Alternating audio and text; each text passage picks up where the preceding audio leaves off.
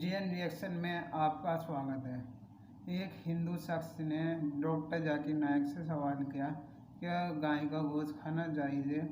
Doctor Zakir नायक ने जो जवाब दिया हम आपको इस वीडियो में बताएंगे। इस वीडियो को पूरा जरूर देखें, लाइक एंड सब्सक्राइब जरूर करें। नमस्कार, मेरा नाम निखिल ओखदे है और मैं सॉफ्टवेयर इंजीनियर हूँ। आज हम जिस चीज़ के लिए यहाँ पे जमा हुए हैं उसका टॉपिक यूनिवर्सल ब्रदरहुड है, पर मुझे कहीं ना कहीं ऐसा लगा कि हम इंसानों तक सीमित रह गए। मेरा ऐसा कहना है कि हम इंसानों में कुछ इंसान ऐसे भी हैं जिनकी कुछ फीलिंग्स या जिनको जानवरों के बारे में भी थोड़ी फीलिंग्स हैं, और अगर आप उन्हें हर्ट करते हैं तो ये उस इंसान के रिलीजन के प्रति जाना है।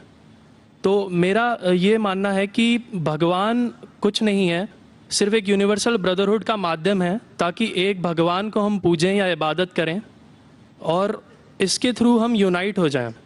तो मेरा सवाल ये है कि हम हमेशा भगवान को इस तरह तोलते हैं कि उसे इंसान की तरह फीलिंग्स हैं, वो हमें सज़ा देता है, हमें रिवॉर्ड करता है, पर हमारे अलावा इस यूनिवर्स में, मैं उस वर्ड पे स्ट्रेस करूँगा, यूनिवर्स में जानवर भी हैं जिनका काम इस भगवान के बिना चल रहा है, जिनमें कोई फीलिंग्स नहीं है, ना वो कुरान पढ़ते हैं ना बाइबल पढ़ते हैं। वो भी जीवित हैं, हम भी जीवित हैं। हमें एक गुमान हो गया है कि हम थोड़े स्मार्ट हैं, पर वो भी इस सृष्टि का हिस्सा हैं। तो इस यूनिवर्सल ब्रदरहुड में उनके प्रति हमारी भावनाएं के बारे में कुछ जिक्र, और मैं जानना चाहूँगा कि क्या पैंथीज़म इसका एक सॉल्यूशन नहीं है, क्योंकि इसमें हम किसी एक इंडिविजुअल को वर्शिप नहीं करते। जैसा कि जुडाइज़म में कहा गया है कि I am a jealous God, और एक जेलस एक ऐसा इमोशन नहीं है जिसे हम पूज सकें मेरे हिसाब से। पर अगर हम पैंथीज़म को एक सॉल्यूशन माने तो ये एक ऐसी चीज़ है जो हमेशा रही है। पेड़ हमेशा रहे हैं, ये यूनिवर्स हमेशा रहा है, और जबकि धारणाएं, डेफिनेशंस भगवान की हमेशा बदलती रही हैं। तो अगर हम गॉड को कांस्टेंट के रूप में देखना चाहते हैं और इसे एक माध्यम बनाना चाहते हैं आपसी भाईचारे का, आलमी भाईचारे का, तो क्या पैंथीज़म इसका एक सॉल्यूशन नहीं है? भाई साहब ने सवाल पूछा कि यूनिवर्सल ब्रदरहुड हम सिर्फ इंसानों तक महदूद रह गए हैं, क्या जानवर में जान नहीं है? और ये भगवान को हमने खुद बनाया ताकि आलमी भाईचारा रहे, लेकिन क्या पैंथीज़म इसका सल्यूशन नहीं है कि भगवान को हम दूसरे रूप में देखें? भाई साहब का अच्छा सवाल है। सवाल के दो हिस्से हैं। पहला एक हिस्सा है कि यूनिवर्सल ब्रदरहुड सिर्फ महदूद इंसानों तक क्यों, जानवर पेड़ पौधों को क्यों नहीं लिया गया? दूसरा सवाल, क्या पैंथीज़म इसका सल्यूशन नहीं है? पहले सवाल का जवाब कि यूनिवर्सल ब्रदरहुड, आलमी भाईचारा के अंदर हम बाकी जीवित चीज़ों को क्यों नहीं लेते? अगर लेंगे तो जीना ही मुमकिन नहीं है। अगर हम लेंगे बाकी जीवित चीज़ों को, हम आलमी भाईचारे में लेंगे, तो आपको यहाँ खड़े रहना भी मुमकिन नहीं है 5 मिनट तक के। क्यों मैं बोलूँगा? क्योंकि मैं डॉक्टर हूँ। भाईचारा का एक उसूल है कि दूसरे भाई का कत्ल मत करो, उसूल है कि नहीं? ठीक है, आप सांस ले रहे अभी, सांस ले रहे ना? आप जब सांस लेते लाखों जर्म्स का कत्ल कर रहे हैं आप कैसे भाई? ये लाखों लोग का कत्ल कर रहे जीने के लिए, ये कैसा भाईचारा है? तो इसीलिए भाईचारे का डेफिनेशन जरा हम बराबर तौर से समझ ले, फिर हम डिस्कस करें। क्योंकि अगर आप कहेंगे हर जीवित चीज मेरे भाई है, तो आप भाईचारे के खिलाफ। कोई भाईचारा में ये नहीं है कि दूसरों का कत्ल करो अपने आप को जिंदा रखने के लिए। कभी भी इस्लाम में ये नहीं कहा गया है कि दूसरों को दबाओ अपने आप को ऊंचा करने के लिए। और मैं अल्लाह के रसूल की एक मिसाल दूंगा आपको। अल्लाह के रसूल फरमाते हैं, आप जब देखते हैं एक खजूर का दरख्त, पाम ट्री, वो एक मोमिन की मिसाल है, मुस्लिम की मिसाल है, तो साहबा सोचते इसका क्या मतलब? क्यों एक खजूर का दरख्त, पाम ट्री को मुस्लिम कह रहे? समझ में नहीं उनको। आज हम जानते हैं, उस टाइम अल्लाह के रसूल ने कहा कोई भी पेड़ पौधे जब भी बढ़ते ऊपर, वो क्या करते हैं? आजू बाजू पेड़ को हटाते हैं, फिर ही बढ़ते हैं, नीचे जाते हैं, अपने पौधों को, रूट्स को एक्सपैंड करते हैं, इसीलिए आप देखेंगे म्युनिसिपैलिटी क्रैक्स को तोड़ती है, मजबूत करिए। क्यों? वो पेड़ बढ़ता है तो क्रैक हो जाता है, फिर से टाइल लगाते हैं। जितना पौधा बढ़ता है, जितना पेड़ बढ़ता है, उतना आजू बाजू नुकसान करता है। एक वाहिद दरख्त है पाम ट्री, जो जितना ऊंचा जाता है दूसरे को नुकसान नहीं पहुंचे, सीधा जाता है। बाकी लोग यहाँ जाते हैं, वहां जाते, इसके घर में घुसते, उसके घर में घुसते, ऊपर जाते सीधा, किसी को तकलीफ नहीं देते, नीचे भी जाते सीधा, आजू बाजू घूमते नहीं। अगर आप अपने आप को बड़ा बनने के लिए दूसरों को दबाएंगे, ये मुस्लिम नहीं। तो अगर मैं मानूं आपकी बात को कि हर जीवित इंसान को भाईचारा करूं, तो मुझे जीने का हक ही नहीं, किसी को जीने का हक नहीं है। लेकिन उसका मतलब ये नहीं कि हम दूसरे जीवित लोग को तकलीफ पहुंचाए जानबूझ के। इसीलिए इस्लाम में जब मोहम्मद सल्लल्लाहु अलैहि वसल्लम पैगाम दिए अरब देशों में, अरब ममालिक में, तो लोग ने कहा ये कैसा इंसान है। जब अल्लाह के रसूल ने कहा कि ऊंट के ऊपर ज्यादा वजन मत डालो, हराम है, घोड़े को ज्यादा तकलीफ मत दो, तो लोग कहने लगे ये तो अभी इंसानों की हुकूक की बात कर रहा था, अभी जानवरों के हुकूक की बात कर रहा है। अल्लाह के रसूल फरमाते जब एक शख्स आग उगाता, बोलते आग को बुझाओ, क्यों? उधर चींटियां मर रहे हैं। उसका मतलब जानबूझ के कोई भी जीवित चीज को मारना हराम है। सिर्फ अनजाने में इजाजत है, या जिसकी इजाजत खुदा ने आपको दी है, जिसकी इजाजत दी है खुदा ने। मिसाल के तौर पे मनुस्मृति में चैप्टर नंबर 5 श्लोका नंबर 31 में लिखा गया है कि खुदा ने कुछ जानवरों को बनाए खाने के लिए और किसको खुराक बनने के लिए। Some to be eaten, some to eat. अगर वो खाने वाला जानवर दूसरे जानवर को खाता है जिसको खुराक के लिए बनाया है, तो कोई गुनाह नहीं है। मनुस्मृति चैप्टर नंबर 5 श्लोक नंबर 30 में अगर आप उस जानवर का कत्ल करते हैं जो खाने के लिए बनाया गया है, तो आप गुनाह नहीं कर रहे। Manusmriti chapter number 5 shloka number 39 में सैक्रिफिशियल एनिमल, जो एनिमल कुर्बानी के लिए बनाए गए, उसकी कुर्बानी देना गुनाह नहीं है। मैं क्यों हिंदू धर्म से कह रहा हूँ, मुस्लिम से भी कह सकता हूँ, बहुत से हवाले। उसका मतलब हमें किसी को तकलीफ नहीं देना चाहिए। लेकिन अगर अनजाने में चलते चलते चींटी मर गई तो आप बाहर चले नहीं सकेंगे, आप सांस लेंगे जर्म। तो अल्लाह ताला ने जर्म को पैदा किया है मरने के लिए आमतौर पे, तो आप गुनहगार नहीं।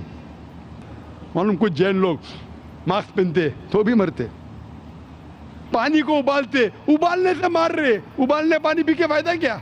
अंदर मारने के बदले बाहर मार रहे, क्या फायदा? ये मुमकिन ही नहीं है। लेकिन जानबूझ के कोई जानवर को, और एक मिसाल दूंगा, हमारे खतीब जुमा नमाज पढ़ाए थे कल, डॉक्टर उस्मान, उनने अपने खुतबे में मिसाल दी थी। क्या एक औरत थी जो बहुत बेहया थी, क्या कहेंगे, जो आम तौर पे लोगों की ज़िन्नत थी। मैं लफ्ज़ उर्दू ज़रा मेरी कमज़ोर है, मैं किसी को ठेस नहीं पहुंचाना चाहता। इंग्लिश में कहेंगे नॉट विथ गुड कैरेक्टर, बाजारी औरत। ज़रा मैं ऐसे लफ्ज़ इस्तेमाल करना चाहता हूँ किसी को छोड़ पहुँचे। तो बाजारी औरत थी जो बहुत गुनाह करती थी, लेकिन एक वक्त एक कुत्ते को पानी पिलाया तो अल्लाह के रसूल फरमाते सिर्फ वो एक अच्छे अमल के वजह से खुदा ने उसे जन्नत में डाला। बाजारी औरत गलत काम करती है, जिना करती है, एक अमल क्या की, एक कुत्ते को पानी दी, इंसान को नहीं कुत्ते को, और अल्लाह उसे जन्नत में डालता है। दूसरी तरफ एक अच्छी औरत, नेक औरत, लेकिन एक बिल्ली को बंद करती है, चेन करके रखती है, उसकी आज़ादी को कैद करती है, अल्लाह ताला उसको जहन्नम में डालता है, नरक में डालता है। इसे कहते हैं जानवरों के हुकूक। मतलब जानवरों के भी हुकूक इस्लाम में हैं। अल्लाह के रसूल फरमाते कि चिड़िया की जान भी मत लो बिना वजह। चिड़िया, स्पैरो, आप पढ़ेंगे कुरान में और हदीस में कई इसके पर लेक्चर। तो इसलिए हम मानते हैं कि जीवित चीज का हमें एहतराम करना चाहिए, उसके रूल रेगुलेशन है। बोलेंगे सब जीवित चीज मेरे भाई है, नहीं भाई, सब भाई नहीं है। अभी कुछ लोग इतना करते, कुत्ते के पीछे हर महीने लाख रुपया खर्चा करते, अरे गरीब लोग मर रहे, लाख रुपये से 10 घर हर महीने लाख रुपया अपने पूडल के ऊपर डालते हैं। लाख रुपये से कम 10 घर तो चलेंगे ना महीने, 20 घर चलेंगे बम्बई में, हाँ के नहीं? वो 20 घर को संभालो ना, एक पूडल को संभाल रहे। ये किधर का इस्लाम है? ठीक है, जानवर की कदर करो, इतना कदर मत करो कि उसके हाथ में चेन डालो सोने की, ये करो, ये खाना लेके आओ। खाना लेके आते लाख रुपए का, आप समझ रहे ना? तो इतना मत इसराफ करो। इस्लाम के अंदर सिखाया गया है कि भाईचारा, जो मैंने जिक्र किया, बट जानवरों को भी देखो और उसके साथ अच्छा बर्ताव करो, बिना वजह किसी जानवर का कत्ल मत करो। ये आपका सवाल था। आपका दूसरा सवाल इसके अंदर जवाब हो गया। आप कहते हैं कि पैंथियज्म, सबको खुदा मानना इसका जवाब है। उसका जवाब में कहा था, हमारे भाई जो अवतार सिंह थे ना, उसने कहा था पैंथियज्म, सब कुछ खुदा है, सब कुछ खुदा है। इससे क्या होता है कि सब कुछ खुदा है, मतलब अगर आप सबको खुदा मानते, चोर को भी खुदा मानते, डाकू को भी खुदा मानते, खुदा का मतलब उसका कहना मानना, बराबर कि नहीं? उसकी इज्जत करना, उसकी इबादत करना, वो जो कहता है उसकी बात मानना। तो आप अगर वो चोर को खुदा बोलेंगे, वो बोलेगा चोरी को, तो आप चोरी करना शुरू करेंगे। वो बलात्कार करने वाला कहेंगे आपसे, आप उसको खुदा बोलेंगे, चल मैं बलात्कार कर, आप करेंगे?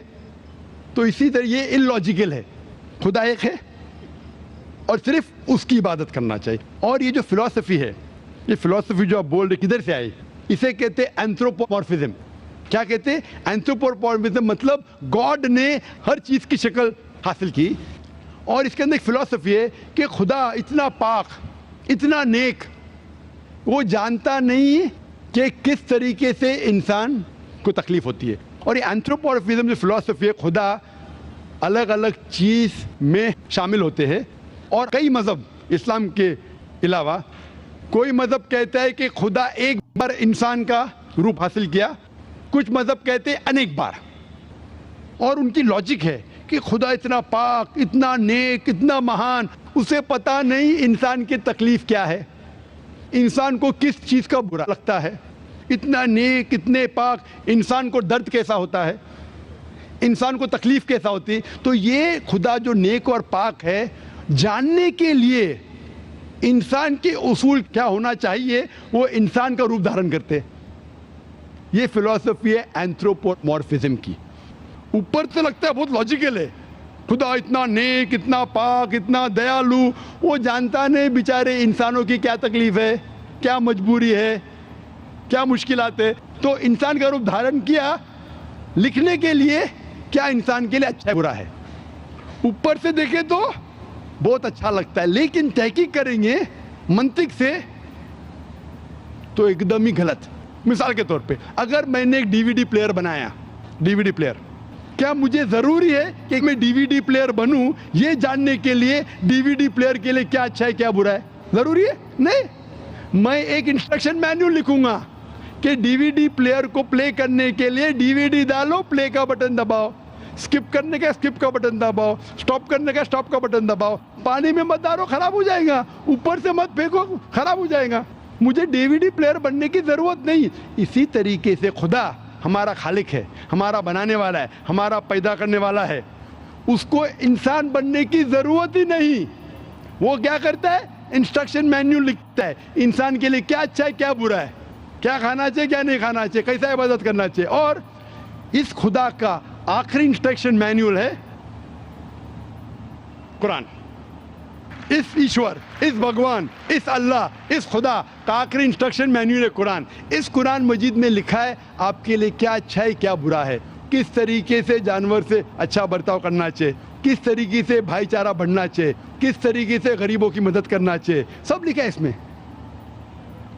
खुदा को खुद इंसान बनने की ज़रूरत नहीं, क्योंकि वो हमारा खालिक है, हमारा मालिक है। तो इसीलिए ये पैंथियज्म फिलॉसफी इज टोटली रॉन्ग। और वेद में किधर नहीं लिखा है, आप जाएंगे दूसरी किताबों में लिखा है, आप अगर देखेंगे मेरी कैसेट हिंदुइज्म एंड इस्लाम पे, लेकिन वो किताबें वेद से ऊंची नहीं है। वेद में सिर्फ लिखा है तौहीद के बारे में, एक खुदा के बारे में, एक कम सत्य विप्रा बहुधा वेदांते, खुदा एक है, उसको नाम अलहदा दे सकते हैं आप, लेकिन खुदा एक है, उसकी सिफत आप बयान कर सकते हैं। और वो एक खुदा है न तस्य प्रतिमास्ती, उसका कोई अक्स नहीं है, ना कोई पिक्चर है, ना कोई पेंटिंग है, ना कोई मूर्ति है, ना कोई स्टैच्यू है। Hope the answer the question.